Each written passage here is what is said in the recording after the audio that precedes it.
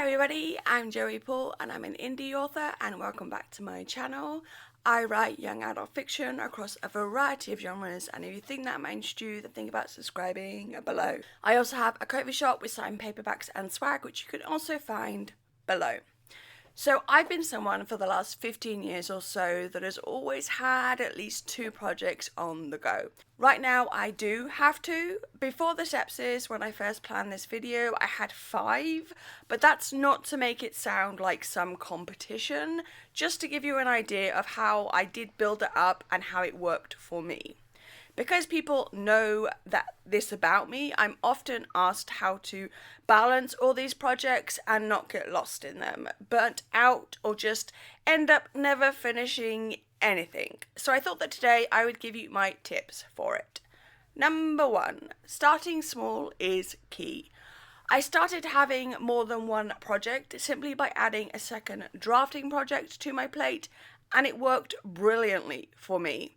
So if you're looking to do this, then start small. I know I've said something along these lines before, and it remains true now.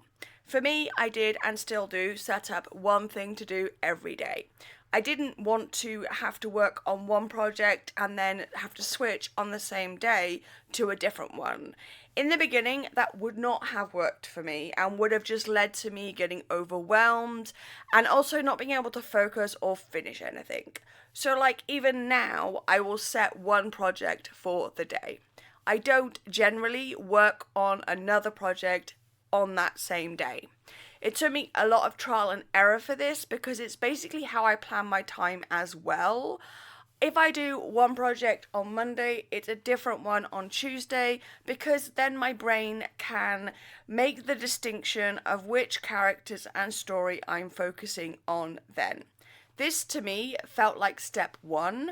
Start 2 projects, separate them by working day, and then slowly, so slowly, start to add more once you feel like it, or when I felt like I had a good enough grip on it all.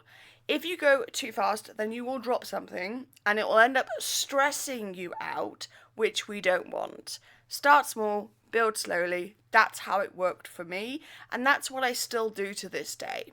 Number 2, deadlines are optional.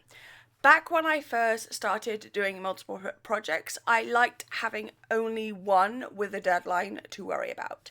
If I had 4 projects or the like, and all 4 of them had tight deadlines, it would blow up in my face. So I usually only have 1, maybe 2 these days that have firm deadlines. For reference, since the sepsis, I'm working on 2 projects that kind of have soft deadlines, so that works.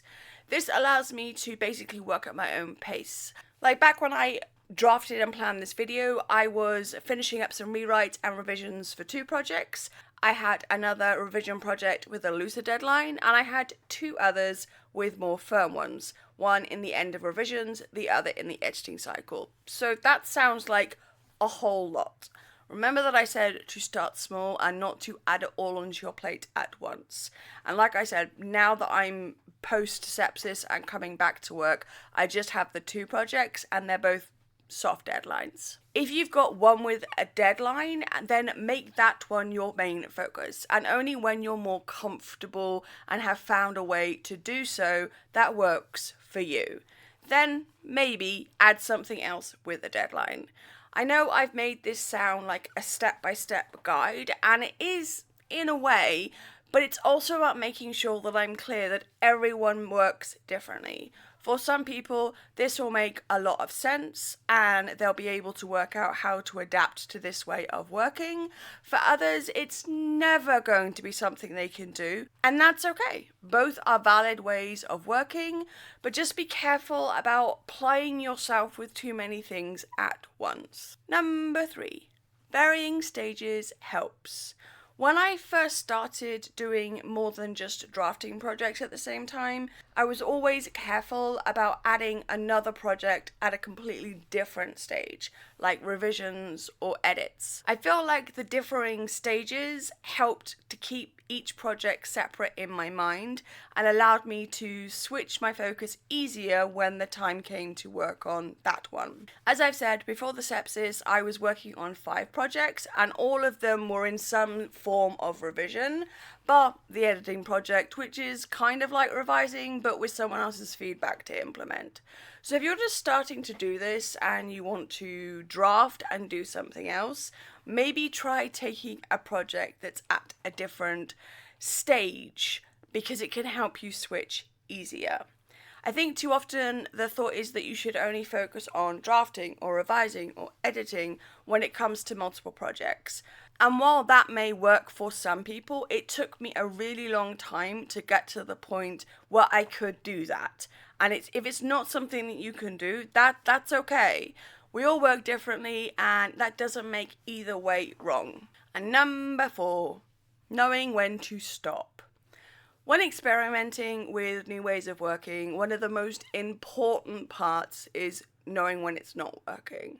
Just because you tried something, and even if you really, really want to add it to your toolbox, does not mean that it will work for you or be sustainable for you.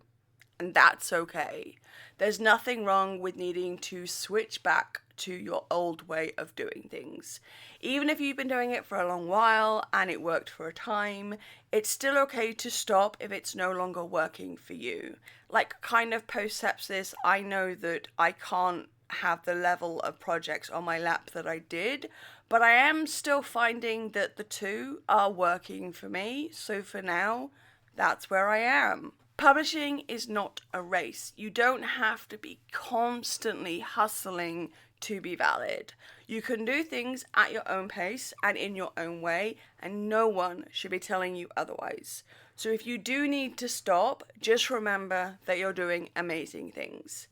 Like I said, my life and my working changed after sepsis. I had 8 months off and I came back to it in June. My brain forgot for a second.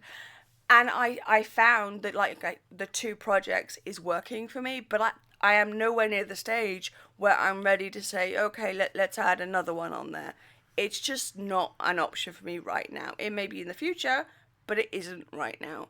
And the part of this juggling multiple projects, etc., is knowing when you've reached your limit and working with that. So there we go. Those are my thoughts on how to start juggling multiple projects or balancing multiple projects. And I feel like it's a lot. It's a lot to go into and think that you can add like 5 projects to your plate and it'll be nothing. No, you do have to really start small, because otherwise you will overwhelm yourself.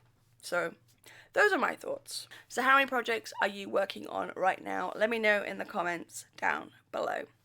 So that's all I've got time for today. If you want to support my channel, you can comment, like, or subscribe. I post 2 videos on Thursdays. You can find me all over social media and my books are available everywhere. You can also support my Ko-fi shop and you can also sign up for my newsletter. And don't forget to pick up Cameron Chronicles The Fourth Torment, which is the 4th in a young adult urban fantasy series. All the links for which are listed below. Thank you for watching and remember to keep writing. Bye!